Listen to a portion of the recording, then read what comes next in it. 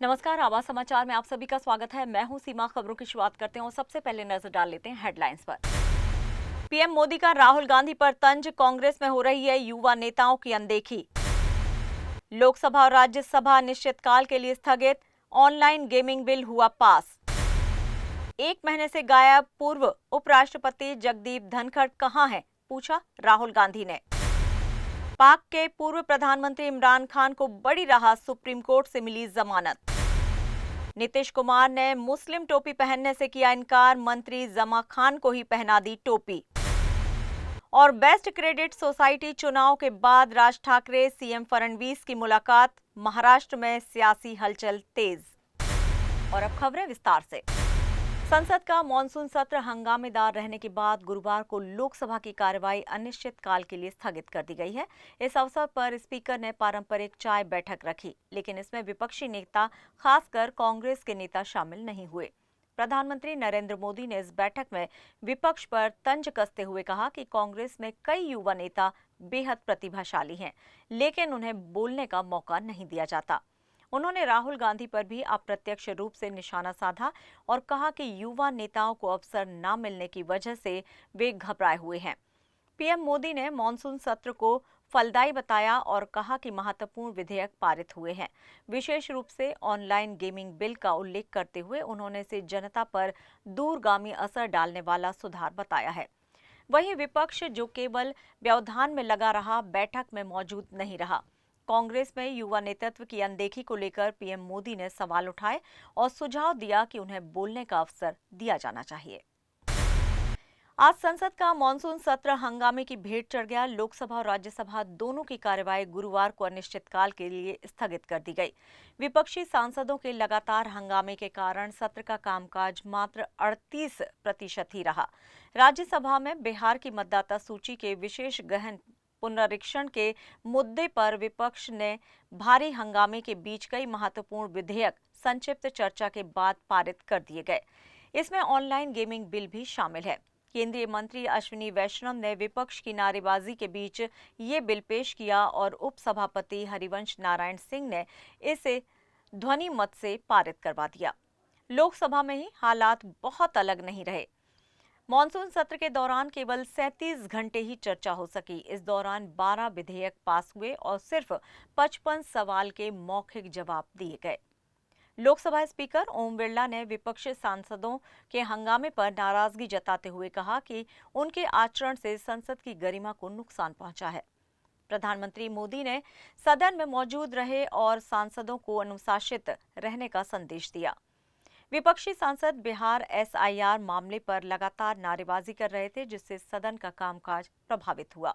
सत्र के अनिश्चितकाल के लिए स्थगित होने के साथ ही मॉनसून सत्र का ये चरण हंगामे और विवादों की छाया में समाप्त हुआ। देश के पूर्व उपराष्ट्रपति जगदीप धनखड़ आखिर कहां हैं? ये सवाल आज राजनीतिक हलकों में लेकर आम लोगों के बीच चर्चा का विषय बना हुआ है। धनखड़ ने ठीक 1 महीने पहले यानी कि 21 जुलाई को अचानक इस्तीफा देकर सभी को चौंका दिया था। उस वक्त उन्होंने स्वास्थ्य कारणों का हवाला दिया था, लेकिन इस्तीफे के बाद से अब तक वो सार्वजनिक रूप से कहीं भी नजर नहीं आए। न कोई बयान, न कोई इंटरव्यू और न ही किसी कार्यक्रम में उपस्थिति। सरकार ने उनके लिए दिल्ली के एपीजे अब्दुल कलाम मार्ग पर टाइप 8 बंगले का इंतजाम जरूर किया है, लेकिन खबर है कि पूर्व उपराष्ट्रपति ने अब तक उस आवास पर कब्जा नहीं लिया है। यही वजह है कि अब विपक्ष ने इसे बड़ा मुद्दा बनाया है। कांग्रेस नेता कपिल सिब्बल ने कहा कि धनखड़ कहां गायब हो गए हैं, ये देश जानना चाहता है। वहीं राहुल गांधी ने भी अपने कार्यक्रम में मंच से सवाल दागा। उपराष्ट्रपति पद छोड़ चुके धनखड़ आखिर कहां हैं? जनता के बीच भी ये चर्चा तेज हो गई है। सोशल मीडिया पर हैशटैग चल रहे हैं और लोग सवाल उठा रहे हैं कि पूर्व उपराष्ट्रपति की सेहत और मौजूदा स्थिति के बारे में सरकार या खुद धनखड़ की ओर से जानकारी क्यों नहीं दी जा रही। यानी इस्तीफे के 1 महीने बाद ही सवाल जस का तस है। जगदीप धनखड़ आखिर कहां हैं और उनकी मौजूदा स्थिति क्या है? अब देखना होगा कि क्या सरकार या खुद पूर्व उपराष्ट्रपति इस पर चुप्पी तोड़ते हैं या फिर नहीं। पाकिस्तान की सियासत में बड़ा मोड़ आया है। सुप्रीम कोर्ट ने पूर्व प्रधानमंत्री और पीटीआई संस्थापक इमरान खान को बड़ी राहत देते हुए 9 मई 2023 के दंगों से जुड़े 8 मामलों में जमानत दे दी है। कोर्ट ने लाहौर हाई कोर्ट के फैसले को पलटते हुए ये आदेश सुनाया। सुप्रीम कोर्ट ने चीफ जस्टिस यहाँ अफरीदी की अध्यक्षता वाली 3 जजों की पीठ ने दोनों पक्षों की दलीलें सुनने के बाद ये फैसला दिया। अदालत ने साफ कहा है कि पहले भी इसी तरह के मामलों में पीटीआई नेताओं को जमानत दी जा चुकी है। ऐसे में इमरान खान को राहत से वंचित नहीं किया जा सकता। ये फैसला इमरान खान के लिए बड़ी राजनीतिक जीत माना जा रहा है। हालांकि राहत के बावजूद वे अभी भी कई मामलों का सामना कर रहे हैं। सरकारी गिफ्ट केस और 19 करोड़ पाउंड के भ्रष्टाचार मामले में वो अदियाला जेल में सजा काट रहे हैं। ऐसे में ये देखना होगा कि जमानत के बाद पाकिस्तान की सियासत किस करवट लेती है। बिहार की राजनीति एक बार फिर से गर्मा गई है। मुख्यमंत्री नीतीश कुमार ने एक कदम के विपक्ष को उन्हें घेरने का मौका दे दिया है। दरअसल मौका था बिहार मदरसा बोर्ड की 100वीं वर्षगांठ कार्यक्रम का, जहां बड़ी संख्या में मुस्लिम समाज के लोग मौजूद थे। इस बीच मंच पर एक ऐसा नजारा दिखा जिसने सियासी हलचल को बढ़ा दिया। कार्यक्रम के दौरान अल्पसंख्यक मंत्री जमा खान मुख्यमंत्री नीतीश कुमार को मुस्लिम टोपी पहनाने लगे, लेकिन नीतीश कुमार ने टोपी खुद न पहनकर उसे हाथ में लिया और फिर वही टोपी मंत्री जमा खान को ही पहना दी। वीडियो में साफ दिखता है कि जैसे ही मंत्री ने टोपी पहनाने के लिए हाथ बढ़ाया, नीतीश कुमार ने उनका हाथ रोक लिया और टोपी लेकर उन्हीं को पहना दी। नीतीश के इस अंदाज ने नई बहस को छेड़ दिया है। कभी वही नीतीश कहते थे कि टीका भी लगाना होगा और टोपी भी पहननी होगी, लेकिन अब टोपी खुद न पहनने का ये अंदाज उनके वोट बैंक पर असर डाल सकता है। मंच से संबोधन में नीतीश कुमार ने ये जरूर कहा कि उनकी सरकार ने मदरसों के हालात सुधारे हैं और मदरसा शिक्षकों को सरकारी शिक्षकों के बराबर वेतन दिया है। लेकिन उनके इस बयान से ज्यादा चर्चा में रही टोपी वाली घटना। विपक्ष अब इसे मुद्दा बनाकर हमलावर है। सवाल उठाए जा रहे हैं कि आखिर नीतीश कुमार किस तरह का राजनीतिक संदेश देना चाहते हैं। महाराष्ट्र की राजनीति में एक बार फिर से हलचल तेज हो गई है। बीते बुधवार को बेस्ट क्रेडिट सोसाइटी चुनाव में शिवसेना और मनसे के समर्थित उत्कर्ष पैनल को हार का सामना करना पड़ा। इस हार के अगले ही दिन महाराष्ट्र नवनिर्माण सेना के प्रमुख राज ठाकरे मुख्यमंत्री देवेंद्र फडणवीस से मुलाकात करने पहुंचे। राज ठाकरे ने इस मुलाकात को मुंबई, पुणे, नासिक, नागपुर और संभाजी नगर में चल रहे रीडेवलपमेंट और ट्रैफिक जैसी समस्याओं पर चर्चा का अवसर बताया। उन्होंने कहा कि उन्होंने मुख्यमंत्री को इन शहरों के लिए एक विस्तृत प्लान भी सौंपा है, जिसमें ट्रैफिक मैनेजमेंट और पार्किंग जैसी समस्याओं का समाधान शामिल है। वहीं सीएम फडणवीस ने ठाकरे ब्रांड के इर्द गिर्द क्रेडिट सोसाइटी चुनावों का राजनीतिकरण करने का आरोप लगाया। राज ठाकरे और फडणवीस की ये मुलाकात राजनीतिक हलचल को बढ़ावा दे रही है और आगामी स्थानीय निकाय चुनावों को लेकर संभावित गठबंधन की चर्चाओं को और हवा दे रही है। विशेष बात यह है कि करीब 20 साल बाद ठाकरे ब्रदर्स एक साथ आए, लेकिन चुनाव में दोनों को बड़ा झटका लगा। इसी संदर्भ में राज ठाकरे की सीएम से मुलाकात ने राजनीति में नए सवाल खड़े कर दिए हैं। खबरों में यहाँ लेंगे एक छोटा सा ब्रेक। आप बने रहिए आवाज समाचार के साथ।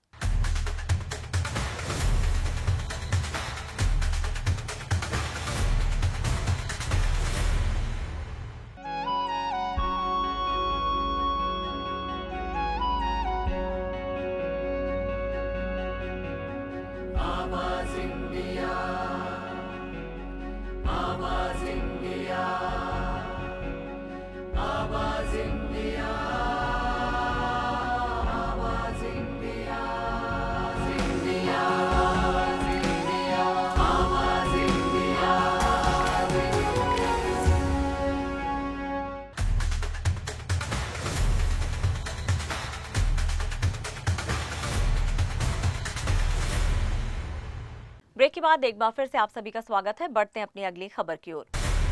मुंबई प्रेस क्लब में हुई प्रेस कॉन्फ्रेंस में एडवोकेट डॉक्टर उज्जवल कुमार चौहान ने पूर्व आईएएस अनिल पवार की गिरफ्तारी को लेकर ईडी पर सवाल खड़े किए हैं। उन्होंने कहा है कि 1.33 करोड़ कैश बरामदगी का दावा झूठा है। ये रकम बिल्डर से मिली थी, पवार से नहीं। इसी तरह 41 अवैध इमारतों के आरोप भी निराधार हैं, क्योंकि पवार के कार्यकाल में ही उन्हें ध्वस्त करने की कार्रवाई की गई थी। चौहान का ये भी कहना है कि ईडी ने तथ्यों को तोड़ मरोड़ कर पेश किया और गलत छवि बनाई। अब ये लड़ाई हाई कोर्ट और सुप्रीम कोर्ट तक जाएगी। इस मामले में 5 एफआईआर शेड्यूल ऑफेंस के तौर पर पकड़ी गई है। उनमें से 4 एफआईआर में जो अनधिकृत बांधकाम हुए थे उनके खिलाफ है, और 5वीं एफआईआर मिस्टर रेड्डी एक डिप्टी डायरेक्टर टाउन प्लानिंग है, उनके घर में से जो अवैध संपत्ति मिली उसके बारे में रजिस्टर्ड हुई। तो ये 5 एफआईआर में से जो प्रोसीड्स ऑफ क्राइम गुनाह में से निकली हुई जो अमाउंट है, पैसा है, उसका इन्वेस्टिगेशन करने का काम ईडी कर रही है। अभी जब ये अनधिकृत बांधकाम इमारतें खड़ी की गई थी वो 2008, 9, 10 जब सिडको अथॉरिटी थी उस जगह पे, उनके कार्यकाल में हुई थी। अनिल पवार साहब ये आयुक्त के तौर में 2022 में नियुक्त किए गए थे। इसलिए जो अनधिकृत बांधकाम करके वहाँ से लोगों को फंसाया गया, उनमें से जो पैसा निकला जो बिल्डर के हाथ में गया, वो पैसा जो 2008, 9, 10 के कार्यकाल में हुआ वो 2025 के आयुक्त जो बने हैं उनके हाथ में नहीं आ सकता। इस केस में जो डीए की केस बनाई है मिस्टर रेड्डी उनके हाथ में अवैध मालमत्ता, तो इस केस के बारे में ऐसा फैक्ट है, तथ्य ऐसा है, ये अवैध मालमत्ता की केस ही मनी लॉन्ड्रिंग की केस होती है। अगर 30 करोड़ की अवैध मालमत्ता है तो मनी लॉन्ड्रिंग भी 30 करोड़ की होगी, 30 करोड़ 1 रुपये की नहीं हो सकती। इसलिए उस 5वीं एफआईआर से भी 1 भी रुपया मनी लॉन्ड्रिंग के तौर पे मिस्टर पवार उनके हाथ में जाने की संभावना शून्य है। इसके बावजूद ईडी ने ये उनको हिरासत में लिया है, उनको अटक किया है, और जो कुछ प्रेस रिलीज़ की उसमें संभ्रम हो सकता है ऐसी तौर पे प्रेस रिलीज़ की। उदाहरणार्थ 1 करोड़ 33 लाख रुपए बरामद किए गए ऐसे दिखाया गया, वो उनके घर से फ्लैट से बरामद किए गए नहीं। उनके घर से और फ्लैट से कोई भी रुपया या ज्वेलरी जवाहर बरामद किए गए नहीं, कोई भी सीजर नहीं। 1 करोड़ 33 लाख रुपए जो बरामद किए गए थे वो एक बिल्डर है, जनार्दन पवार उनका नाम है, बिल्डरशिप में वो कई सालों से है, और उनके रिटर्न फाइल होते हैं, इनकम जनरेटिंग एप्रेटस उनके साथ है। उन्होंने ओनअप किए कि मेरी कैश है, और उसका जो स्पष्टीकरण है वो लिखित तौर पे ईडी को उस टाइम पे भी दिया है, बाद में दिया है उन्होंने। दूसरा एक एलिगेशन था कि हाईकोर्ट के निर्देश अनुसार ये बिल्डिंग निष्कासित की गई। जब हमने हाईकोर्ट की ऑर्डर पढ़ी उसमें से ये बोला गया है कि there is no ban to proceed for taking action against the unauthorise building. तो जो limitation impose by the court जो थे वो निकाले गए थे, और सुमोटो जो पहले नोटिस दी थी उनके अनुसार ये कार्रवाई हुई थी। तीसरा जो तथ्य से पकड़ के जो इन्फॉर्मेशन नहीं है वो है कितनी 8 करोड़ की कैश मिली, 14 करोड़ की ज्वेलरी मिली, और म्यूचुअल फंड का कुछ हिस्सा मिला। ये मिला था मिस्टर रेड्डी उनके घर से, और ये सर्चेस हुई थी मई में और जून में, और उसका जो कोटेशन है, उसकी जो इन्फॉर्मेशन है 1 अगस्त 2025 को जो प्रेस रिलीज है उसमें दिया गया है। तो इससे एक संभ्रम तैयार होता है कि जैसे ये जो अवैध संपत्ति है ये शायद मिस्टर पवार इनकी हो सकती है, वो तथ्य से पकड़ के नहीं। तो ये चीज़ों का स्पष्टीकरण देना अनिवार्य था, ज़रूरी था, क्योंकि इस प्रेस रिलीज़ के बाद और भी प्रेस मीडिया, न्यूज़ मीडिया, उन्होंने काफ़ी अलग अलग रिपोर्टिंग की, उससे कैरेक्टर असोसिएशन होता है, बदनामी होती है, तो ना हो इसलिए हमने प्रेस कॉन्फ्रेंस दी। इस मामले में हमारा अगला कदम ये होगा कि अरेस्ट इज़ इलीगल, ये जो कार्रवाई की गई वो न्यायिक तौर से गैर कानूना कार्रवाई है, और इसके लिए हम हाईकोर्ट के दरवाजे खटखटाएंगे। इसका इम्पोर्टेंस ये भी है कि ये कहीं तो भी रुकना चाहिए। ऐसी इस तरह की कार्रवाई करने के बाद बेल मिलना मुश्किल होता है, क्योंकि सेशन कोर्ट में बेल मिलना मुश्किल है, हाई कोर्ट में जाने के बाद बेल मिलता है, और वो भी वो पॉइंट में मिलता है कि now long इनकार्सरेशन and delay trial cannot go hand in hand. इसके तौर पे बहुत सारे लोग साल, 1.5 साल, 2 साल, 2.5 साल अंदर रहते हैं। जो पहली जो कार्रवाई है, अरेस्ट करने की जो कार्रवाई है, वो अगर इलीगल है उसके बावजूद भी लोगों को ये तकलीफें झेलनी पड़ती है। तो इस केस के तौर पे जैसे Arvind Kejriwal versus Enforcement Directorate, उसमें माननीय सर्वोच्च न्यायालय ने जो अरेस्ट की कार्रवाई थी वो इलीगल मानी थी, वो गैर कानूनी मानी थी। उसी तरह से ये भी कार्रवाई गैर कानूनी मानी, तो इनको तो एक न्याय मिलेगा ही, लेकिन ऐसे ही जिन लोगों पे अन्याय होने की संभावना है वो प्रतिबंधक होगा। आगे से ऐसे ना हो, इसलिए हम वो काम करेंगे। अंतरिक्ष यात्रा की दुनिया में भारत का नाम फिर से चमक उठा है। अंतर्राष्ट्रीय अंतरिक्ष स्टेशन ISS से लौटे ग्रुप कैप्टन शुभांशु शुक्ला की उपस्थिति में इसरो ने गुरुवार को गगनयान मिशन पर हुई प्रगति की जानकारी दी। इसरो प्रमुख बी नारायणन ने प्रेस कॉन्फ्रेंस में बताया कि मिशन का 80% काम पूरा हो चुका है और अगले साल मार्च तक 100% पूरा हो जाएगा। शुभांशु शुक्ला ने अपने अनुभव साझा करते हुए कहा कि क्रू ड्रैगन में यात्रा के लिए उन्हें व्यापक ट्रेनिंग दी गई थी। उन्होंने मिशन पायलट के रूप में अपने काम का ब्यौरा साझा किया और बताया कि उन्होंने 2 सप्ताह तक अंतरिक्ष में अलग-अलग जिम्मेदारियों को अंजाम दिया। शुभांशु ने कहा है कि मिशन के दौरान उन्होंने देशवासियों के लिए कई तस्वीरें भी ली हैं। प्रशांत बी नायर ने शुभांशु शुक्ला की तारीफ करते हुए कहा कि मैं उनके लक्ष्मण की तरह उनके साथ था। उन्होंने इसरो की पूरी टीम को धन्यवाद दिया और बताया कि मिशन के दौरान इसरो ने हर चुनौती का समाधान किया। नायर ने कहा कि शुभांशु शुक्ला के साथ भारत का पहला नागरिक अंतर्राष्ट्रीय स्पेस सेंटर पर गया और पूरी टीम की मेहनत के चलते चारों यात्री सुरक्षित लौटे। ये मिशन भारत के लिए गर्व का क्षण है और देशवासियों के लिए प्रेरणा का स्रोत भी। I also realized the power of the scientific temper. The excitement that I saw in kids, the excitement that I saw in people that was there. I had 3 interactions from orbit with the kids. One was the live event, and then there were 2 ham radio interactions. And in each one of these interactions, there was at least one kid who asked, how do I become an astronaut? And I think that was the biggest win for me from this mission, that kids here are already thinking that they want to become an astronaut. And the good thing is that we are ready, ISRO is ready, India is ready with the rockets, with the launchers, that we have the capability now that we can make this dream a reality very soon. So that was very fascinating for me. Over here right now, to the Ram that is Shuk's, if I can call myself Lakshman, it feels like there's Diwali here today when all our countrymen are here to receive us. But remember, even though I'm elder to Shuk's, I would love to be Lakshman to this Ram any day. That's how professional he is. But remember, even Sri Ramji and Lakshman got a lot of help from the entire Vanar Sena, that is our fantastic ISRO team. Thank you, Hanuman and team, and also from the Devtas, the entire gang out here.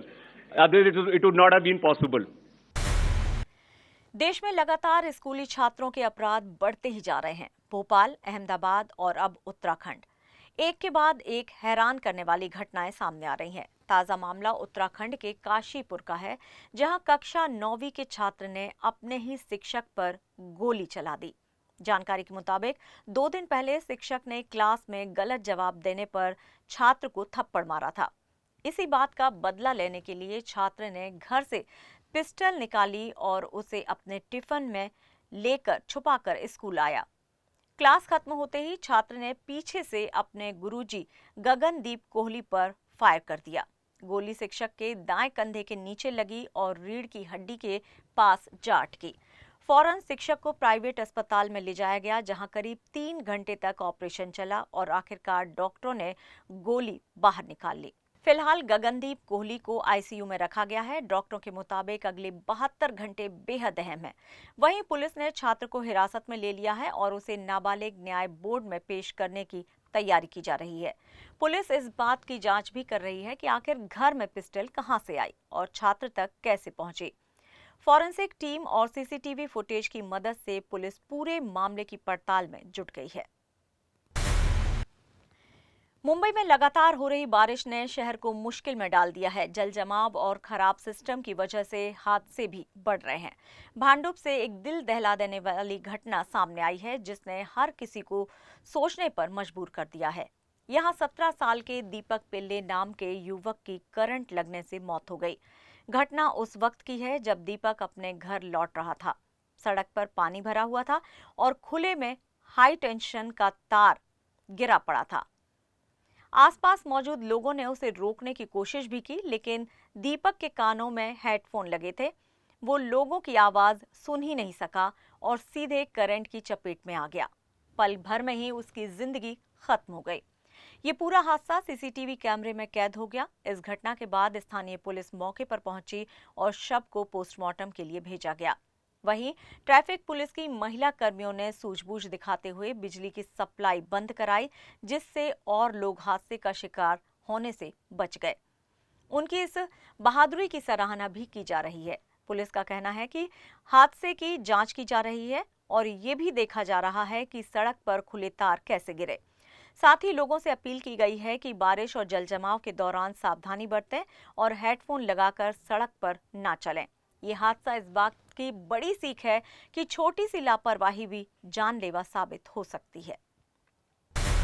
Sherpur taluka के सुदूर काकड़माट गांव में जिला परिषद school की इमारत आज सुबह बारिश के चलते पूरी तरह से ढह गई। गांव के बच्चों का भविष्य संवारने वाली ये इमारत पिछले कई महीनों से खस्ताहाल हालत में खड़ी थी। ग्रामीणों ने शिक्षा विभाग और पंचायत समिति को कई बार ज्ञापन सौंपे, लेकिन प्रशासन और स्थानीय जनप्रतिनिधियों ने अनदेखी कर दी। करीब 8 दिन पहले भी ग्रामीणों ने शेरपुर फर्स्ट के माध्यम से पंचायत समिति को मरम्मत का ज्ञापन दिया था, लेकिन कार्रवाई न होने से आज गांव का स्कूल पूरी तरह से तबाह हो गया। गनीमत ये रही कि हादसे के वक्त स्कूल में बच्चे मौजूद नहीं थे, वरना एक बड़ा अनर्थ हो सकता था। शिरपूर तालुक्यातील अतिदुर्गम भाग सातपुड्या पाड्यात आपण आदिवासी भागातील काकडमाड या गावामध्ये आलेलो आहोत। इथं यायला साधा रस्ता नाही। मागे आपण जिल्हा परिषदेची शाळा बघू शकता। काल इथं पावसामुळे या जिल्हा परिषद शाळेची इमारत वाहून गेलेली आहे। ती इमारत पडून गेली आहे, त्यामुळे जिल्हा परिषद शाळा ही इथं उद्ध्वस्त झालेली आहे। या आधी शिरपूर फर्स्टच्या वतीने आम्ही वारंवार निवेदने दिले, वारंवार शिक्षण विभागाला सांगितलं। स्थानिक लोकप्रतिनिधी, स्थानिक पदाधिकारी असतील यांच्या हलगर्जीपणामुळे आणि यांनी या शाळेकडे कानाडोळा केल्यामुळे आज ही शाळेची ही अवस्था झालेली आहे। आणि याला जबाबदार हेही तेच लोक आहेत ज्यांनी याकडे दुर्लक्ष केलं। शिक्षणाचं प्रगत घर माहेर असलेल्या जगभरात, देशभरात, राज्यभरात प्रसिद्ध असलेल्या शिरपूर तालुक्यात ही अवस्था बघून गावकऱ्यांना त्रास होतो आहे। विद्यार्थ्यांच्या भवितव्यावरती प्रश्नचिन्ह आता निर्माण झालेला आहे। वहीं जिला परिषद शिक्षण अधिकारी ने भरोसा दिलाया है कि आने वाले 1 साल में इस गांव में 3 नए क्लासरूम बनाए जाएंगे। काकड़माल ये जो स्कूल है ये हेवी रेनी सीजन का एरिया में आता है और वो ट्राइबल एरिया में आता है। इस वजह से वहाँ पे बहुत बारिश हुई रात को, और रात की बारिश की वजह से उसके जो क्लासरूम जो थे वो गिर गए। तो वहाँ पे हमने अलग से क्लासरूम के बच्चे को बिठाने के लिए आंगनवाड़ी का जो क्लासरूम है उसका इस्तेमाल किया है, और एक गांव का जो आदमी है उन्होंने उनका घर दिया है और वहाँ पे बच्चों की व्यवस्था की है। लेकिन वार्षिक नियोजन आराखड़ा जो रहता है डीपीसी, वहाँ से पालक मंत्री महोदय जयकुमार रावल साहब और वो वहाँ के जो आमदार है काशीनाथ जी पावरा साहब, वो उनके तरफ से वहाँ पे नए 2 क्लासरूम की नया से बांधकाम किया जाने वाला है वहाँ पे। और 28 बच्चे वहाँ पे पढ़ाई करते थे, लेकिन बच्चों को अगर कोई टीचर को कोई हानि नहीं हुई। ये जो घटना हुई है वो रात को हुई है और बारिश की वजह से हुई है। तो नए क्लासरूम वहाँ पे जल्दी से तैयार करने में आपको निधि मंजूर किया जा रहा है, और सीओ साहब ने और पालक मंत्री महोदय ने भी डीपीसी का अनुदान से वहाँ पे क्लासरूम खड़ा करने के लिए परमिशन दी है। नहीं, वैसे कुछ नहीं है। वहाँ पे 3 साल पहले दुरुस्ती का काम हुआ था, लेकिन वो ट्राइबल है और बारिश भी बहुत आती है, इसकी वजह से वहाँ पे जो भी दुरुस्ती हुई वो अच्छी तरह से नहीं हो पाया। वो हुई 3 साल पहले, तो अभी ज़्यादा बारिश की वजह से वो गिर गए। 1 साल के अंदर नया काम हो जाएगा। जम्मू कश्मीर के सांबा जिले से बड़ी खबर आ रही है। यहां माता वैष्णो देवी यात्रा पर जा रहे तीर्थयात्रियों से भरी एक बस गुरुवार सुबह खाई में गिर गई। इस हादसे में अमरोहा के 45 वर्षीय इकबाल सिंह की मौत हो गई है, जबकि करीब 40 लोग घायल हुए हैं। हादसा जटवाल इलाके में तब हुआ जब बस का टायर फटने के बाद वाहन अनियंत्रित होकर खाई में जा गिरा। पुलिस और प्रशासन ने मौके पर पहुंचकर राहत और बचाव कार्य शुरू कर दिया था। घायलों को सांबा और विजयपुर के अस्पतालों में भर्ती कराया गया। मुख्यमंत्री ने मृतक के परिवार के प्रति संवेदना जताई है और घायलों के जल्द स्वस्थ होने की कामना की है। प्रशासन ने आश्वासन दिया है कि सभी घायलों का इलाज पूरी तरह से सुनिश्चित किया जाएगा। और फिलहाल आवाज समाचार में इतना ही, लेकिन आप देखते रहिए आवाज इंडिया। नमस्कार।